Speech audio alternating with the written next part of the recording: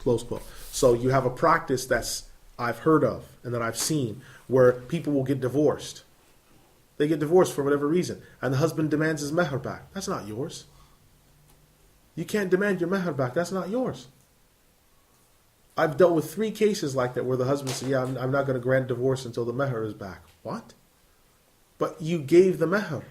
You can't demand something back that's no longer yours. That's passed from your authority now to her. That's not yours anymore. But it happens. They'll say, well, now that we're divorced, I want my meher back. I gave you 5,000 pounds. You owe me money. I don't owe you anything. You gave that money to me freely. That's my money now. Who does that? Who goes, even for the dunyawi sense, who goes over to the grocery store, buys milk, pays for it, takes it home, drink the milk, loud thumping at your door 4 days later, you open the door, it's the bag boys who were at the counter when they bagged up your milk. They said, yeah, you owe us 4 pounds. What? For what? The milk. We want it back. Well, it's gone. It's long gone. I mean, I drank it. No, we want the money now. I'm not going to give you the money. I paid for the milk. It's mine now. No, we want the milk back. And they start roughing you up and using all types of tactics and saying, no, we will not allow you to enter this grocery store until you've given us the money for the milk. Now, that seems like a funny example, but this happens in a marriage standpoint. Can you imagine how terrifying that must be for a woman if she doesn't have a strong father or a good wali to be put in that situation? Because the father, he's a coward and backs up and says, well, I don't want to get involved. This is political. What happens to the man and his wife is their business. So he forfeits his manhood. And the brothers, well, they tag along behind their father and lift his jalabiyah to hide their faces. But it's not for them to do that. They have to say, hey, you can't do this, and step in, because otherwise women just get intimidated. Now, Imam Ibn Al-Jawzi, rahimahullah, he then says further, quote, and regarding the fahisha, or the perversion mentioned in this particular ayah, the perversion, unless they come with clear perversion, means if they are disobedient and they rebel against the husband, as said by Ibn Mas'ud, Ibn Abbas, Qatada, and others in Al-Jamaah. Secondly, if adultery takes place, the meher could be recovered, as said by Al-Hasan, Ata, Ikrimah, and related by Ma'mar from Ata al-Khurasani, who said, there was a woman who, when she committed adultery, her spouse took her and took back whatever he'd given her, and he put her out and said, I want nothing to do with you. Ibn Jarir said, now this type of statement is not correct, because the punishment to be meted out is a right of Allah, and this is to be given. These matters are a right for the husband, and it's not for anyone to nullify any right. The correct position is, if anyone comes with any fornication or any adultery, whether it's fornication, vaginal, or with the tongue, it's possible that someone can be stopped or disciplined and told not to do this until they rectify their behavior. But this fornication, or this fornication with the tongue, or the private parts, it must be clear. It must be mubayyina. It must be obvious and cannot be perceived, but it must be true. Now Allah says you may dislike something, and Ibn Abbas radiallahu anh says that it may be that Allah gives you from such a union of a man and a woman who this has occurred with, a child, and Allah puts in her child good, very much good indeed. So this ayah is showing the praiseworthiness of one keeping and holding on to his wife, even though he may dislike something that's come from her or something she's done. And this shows you 2 things. One, the human being doesn't always know where the good lies. And it may be that which he dislikes is actually praiseworthy, and that which is praiseworthy turns out to be blameworthy.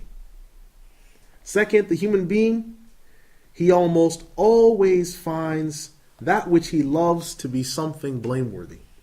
And When he's patient on something that he may dislike, he may learn to love it and learn the benefits of it. Close quote. So you see this type of situation. Sometimes the guys get angry because their wife has said one thing. That's it. I'm getting rid of her. I'm divorcing her. It's no good. I've got to get rid of her. She's the worst woman I've ever seen. And all these type of things, and they call you in a flurry of rage. I can't deal with this woman. I just can't. It's impossible. I can't live with her. It's like a plague. Before I was married, I didn't have this problem. I was free. Didn't have any gray in my beard. My life was good.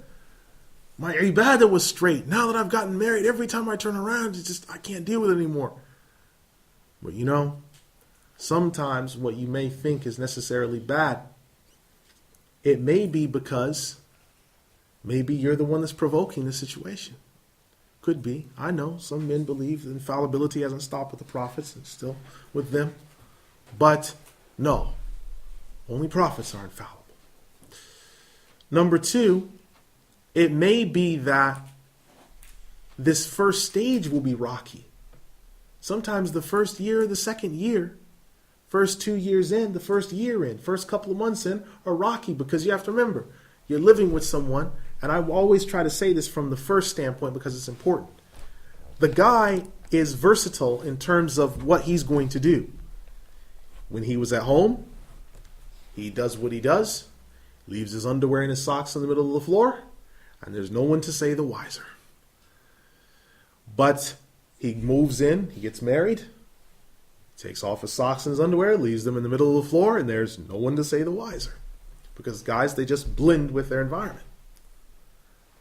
Now understand, a female has been brought up, righteousness, righteous parents, reared in the home of her father, under his governance, of a good man, the men in the family. Now he has married you, or he has married her, to a complete stranger, cousin or not. She's going under a new governance and has to get used to someone who's not from her family, so she has to learn off the cuff to learn likes, dislikes, food habits, your character, your behavior, how you speak, how you carry yourself, how you move. The company that you have will be different to hers, especially if women have come from very tranquil and calm houses and men are coming in, they're shouting and they're boisterous and doors are banging and I haven't seen you in such a long time, and they're just storming in and people are walking in, they've got brothers and the brothers are, how are you? I'm sorry. These people are just walking in random and they're used to that, but the sister might not be. So when they're coming in, what sometimes will happen when women are overwhelmed, they fold in. And the brother's like, I don't know, I'm dealing with my wife. She's just not talking to me. She doesn't respond to me when I'm trying to advise her, this and that. She just shriveled up. Well, maybe the first couple of weeks it might be like that. Or everything seems all right and you do something and she responds with stimulus that she has from her father or her uncles that this is how you would answer in the conversation, and you blow up. So she's thinking, what's going on here? I've been living with my father and my uncles and my grandfather for 20-something years, and whenever they said this, I said this, everything was fine, and he's blown up. So she's scratching her head, she tries to say something else, now you really start cooking, you really explode, so she's thinking, I can't win. So she starts crying and thinking, what's happened here? We've got to call the Imam, maybe we've made a mistake. It's only been 2 weeks. We've made a horrible mistake. Right? And you say it in front of her, you're on the phone, this is the worst woman I've ever seen in life. I don't know what's happened to, subhanallah, quote the hadith out of context. You see, Allah said about them, man, naqisat al-aqli wad-deen, lacking in iman and intellect. That hadith's got nothing to do with your marriage or nothing to do with the sister. Quote the hadith all out of context. And it starts off on a bad foot where the sister begins to think, I don't trust this individual. Because the first year in and everything else is the woman getting used to, I can trust you. But if you build up a portfolio in the beginning of your marriage where the woman says, I don't think I can trust him. That's what it is. So you have to think, when a woman comes into a marriage and gets married, she gives up more than the guy does. Far more. The guy, he doesn't give up as much. I'm not belittling men at all, brothers, but I'm saying they don't give up as much. Women are coming into a whole different circumstance. So when you get married and the woman's demure, well, of course, she's never been alone with a man who's not her immediate family before.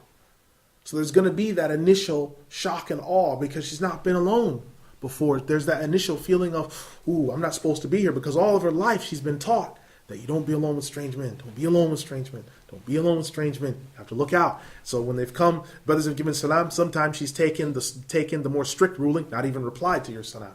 Assalamu alaikum. Replied in herself because of fear that maybe you may get egged on because she might say something. Or she said, with her hand over her mouth.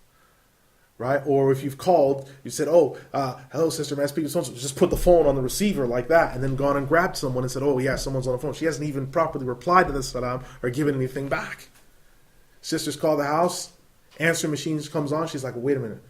Her husband may hear the answer and may get enticed by her voice. Stuff it. Okay, I won't leave a message. Click, click. So you have to think about when sisters are coming into a marriage, they're coming with a whole different set of circumstances. So you as a brother have to stand back and observe and to study and to learn. And brothers have been married 10, 15 years, still studying. It's like, Akhi, so how have you been married for 10, 15 years, you're still studying, man? You know, if university, someone's still studying university 10, 15 years, say, okay, this person's either suffering from retardation or they have some type of learning difficulties, special ed, and all these type of things, or they're just not putting in the necessary effort. So Allah subhanahu wa ta'ala is telling you in this ayah, you might not like it. You might dislike something, and Allah's put much good in it. خَيْرًا كَثِيرًا. Allah's put much good in it. Brothers complaining about their wives, putting their business in the street and everything else. You see, and Allah's put much good in them. And the wife, you'll see, she defends them. She doesn't say anything. She defends them. Because sometimes the wife is the closest one to you. To defend your secrets, your innermost flaws, all your types of things. Sometimes the account is just about to go overdrawn, but then she thinks and says, oh, I don't think he's put the money in yet. I'll go do it real quick. Does it, puts the food on cold because other stuff has to be done, mitigates it, right? Sometimes you forget. So you have to be home by this time to meet such and such. And the guy's pounding on the door because he needs to come in and service your boiler or fit the new carpeting. But the sister says, no, my husband wouldn't like it. Even though there's two of them in the hadith and Sahih Muslim's true. I know my husband doesn't like it if strange men are here. So I won't open the door. So she doesn't open the door. So you come home because the guy sends you a message. You got a card in the door. Oh, the carpet guys have been, oh, you didn't open the door and they didn't come in. So it's like, what is the sister supposed to do? If I open the door, this carpet's being fitted. He comes in. Oh, what's going on in here? Is men fitting in carpet? Well, there can't be anything haram going on because people are fitting carpet and stapling and the door's been hanging wide open. The windows are all open. A'udhu billah, I told you. So now she's being yelled at in front of the kuffar, the carpet fitters and everything else. And if it's not that case, then it comes home, carpets haven't been done. Why haven't the carpets been done? The boiler hasn't been serviced. What's going on here? Oh, well, there were men at the door and you weren't here, so I didn't answer the door. Oh, I don't believe this. So what could she have done? Nothing. Because you were intent on going to war. So you have to look at these ayats. Sometimes Allah says in this, وَيَجْعَلُ اللَّهُ فِيهِ خَيْرًا كَثِيرًا. And Allah has put in it, marriage to them, much good indeed. Much good indeed. So the brothers are thinking, oh, my wife's nagging me. Maybe it's for a good reason, because you're lazy. Or brothers are thinking, oh, my wife's always on me. Yeah, maybe you're one of those people that you need to be on. You need to have somebody on you, otherwise you won't get anything done. Because before, when your parents were around you, they didn't say anything to you because they love you and they're your parents, and you didn't get anything done because you lived in their house. Now you live outside of their house, you're responsible for someone, and the woman's like, I have to be on him, otherwise the rent won't get paid, this won't get done, so I better get on him. And she gets on you. But you get your stuff done. So you have to think about these things. Now, Imam Ibn Al-Jawzi rahimahullah, he says here, quote, and we must remember the statement of when Allah subhanahu wa ta'ala said, and he mentioned these words, and if you make up your mind to change one wife for another, and you've already given her a treasure, then do not take back anything of the treasure that you've given. Would you like to take back the wealth and do so in open sin. Now, the Exalted One in this ayah, he's talking to the men. And the zawj mentioned in this ayah is the woman. And qintar is a heap of gold. And when the Exalted One says, don't take anything from it, meaning, what you've done when you have spent time with these women, you've been sexually intimate with them, you've been alone with them, you don't take something back from them when this is what you've had, when this is what you've done. Because you've been with these women and you've enjoyed them. Al-Qadi Abu Ya'la the elder has said, this ayah has been a prohibition from taking anything from the wealth of the woman, even when someone's giving, or someone is replacing, or someone is marrying one woman in terms of another. The ayah is general. So, this should be understood and be clearly laid out. And it is not right that any of that should be done. Close quote. So, here's what is being referred to then. There's a very famous incident where this ayah was quoted, ayah 20 of Surah An-Nisa. This will be the last point. Umar ibn al-Khattab radiallahu anhu was complaining about the mahr of the women. He said it's becoming too high, it's causing difficulties with some of the brothers to pay this wealth. And he proposed a limitation to it. A woman stood up, because they were at the back of the masjid. A woman stood up and in the middle of the khutbah interrupted it with the recitation of this ayah. And said, how can you limit something which Allah has, because qintar literally means a treasure trove of gold. How can you limit something that Allah has given? So she disagreed with the ijtihad. She disagreed with his ruling. And he said, Asabat al-mar'a wa akhta' Umar. The woman is right and Umar's mistake. So he left it alone. She quoted the ayah. She did not want this ijtihad made in this matter. She said no. So we learn from this then that the mahr, whatever the woman's asking for, even if it's qintar, a treasure of gold, a chest of gold, that's qintar, literally. She says, yes, I want 4 gold bars inside of a box. Then there's nothing you can do. I want 17 gold brooches. I want 700 bracelets. I want 3,000 bangles. If that's what's been stated and you can't argue her down, then that's what you have to give. There's nothing you can do about it. I want Umrah every year. For the time that we're married, every year we need to go to Umrah. There's nothing you can do. You can't limit it. Right? Now, inshallah, we'll stop here. And next week, we'll continue on from ayah 20 on into the other ayat. أقول قولي هذا استغفر الله لي ولكم أستغفر الله إن الله غفور رحيم يرحم الراحمين. Is there a question over anything of what we have covered today? Is there a question? Yes, brother. Regarding the will, is it override the inheritance and what is allowed, what is supposed to be shared out? Okay. The question is regarding the will, does it override the inheritance or what's shared out? Alhamdulillah, wassalatu wassalamu ala rasulillah. Well, no. The will, what the will does is it does the following things. The will establishes, do you have any debts? And who are they and what are they? Is there anyone you're leaving any gifts to from your property? Who are they, where are they, and how do we get in contact with them? And then number 3, these are the people that are alive. Now, once we've paid your debts, given away your gifts, now we know the people that are alive, and we dish it out according to what Allah has given in the book and the sunnah. So it doesn't override anything, it mainly delineates everything. Because what you don't want is for people showing up, and there's complete pandemonium, and someone says, well, he promised me the house. And the inheritor says, no, but there was nothing left of the inheritance because the creditors came and took everything. And they only left the house. So we have to have the house sold in order to pay for our inheritance, our amount. No, you can't. And then there starts to be the arguments. So it's to delineate things. And the executor, his job is to be as wise as possible in carrying out the rights that have been given, as long as it's not something haram. If it's haram, he would strike that off of the will and he wouldn't accept it. Yes? Is there another question? Yes? Regarding the allowance which the husband gives to the wife, it's a weekly basis. Right. The infaq, the nafaqah, the maintenance.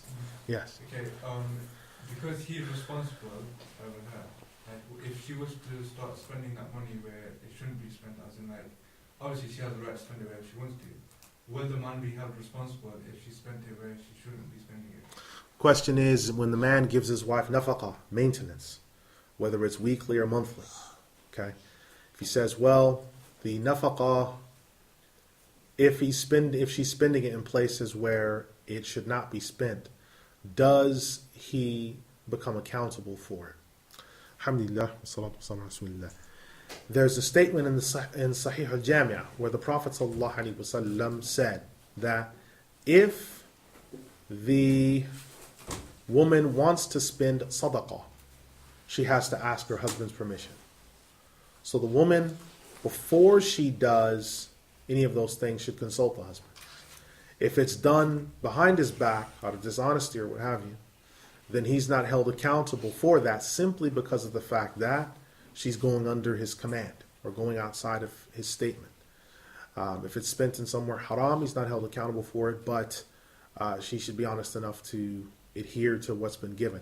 If they made an original agreement in which she said, do you mind if I give sadaqah on your behalf or to charitable organizations? And he says, sure. And that one time she keeps giving to different organizations, then he can't come back on her for that, because that one statement opened the door to everything else. If he said, oh, do you mind if I give to Benevolence International? Yeah, that's no problem. And then she gives some to Benevolence International, and then to the Chechen Mujahideen, and then to the Mujahideen in Afghanistan, and then to the Mujahideen in Kashmir. He can't then come and say, woman, what are you doing? You just willy-nilly wheeling out the wealth. But she said, well, you said it was okay if I gave Benevolence, so I had some extra left over and I gave to them. He can say, okay, because you see, one of the things that you have to realize is men tend to read specificity and then do not go general. Women read specificity as generality. So if you say, okay, it's okay if you go and visit your parents today or whatever else, or yeah, I'm just going to go to the shop, or I'm just going to do this. Oh, okay, that's fine. And she might stop off at someone's house on the way there or on the way back. And that counts as having gone to the shop. Whereas a man, and I say this as utmost because it's important to understand, to keep from, number one, your expectations being shattered and you get in arguments. And number two, for you to understand each other. When a guy says, I'm going to the store, generally he's going to the store. And when he meets another guy, another guy says, oh, come with me, he says, no, I can't, I've got to get this done. But a woman will stop at some place or to stop at additional places along the way because they're counted as along the way of going to the store. And they'll pick up other things. Maybe they didn't have the meat that everyone wanted at that store, but they had it at a place along the way. Maybe they didn't have the shoes that the kids needed at that place, but they had it at a place on the way back. So when the brothers are interrogating and cross-examining and they're like, okay, all right, I went to so-and-so and then I went to so-and-so. Really, it's better if they didn't do that. Because what happens is it can create tribulations. So they have to learn to work together. So if a woman's told, oh, yes, it's okay if you do this, then she'll read the general sense into it in general, in most cases. It's okay if you give charity. Oh, okay. It's okay if you give money to Islamic schools. Okay. And then you find that money's been sent to Karachi, it's been sent to Samarkand, it's been sent to China, because she says it's okay. Right? Right. Okay. If there's no final question, we will convene from here. And inshallah, next week we're on Ayat 20 of Surah An-Nisa. Walhamdulillah. Subhanaka Allahumma wa bihamdika. واشهد ان لا اله الا انت استغفرك واتوب اليك انه غفور رحيم. السلام عليكم.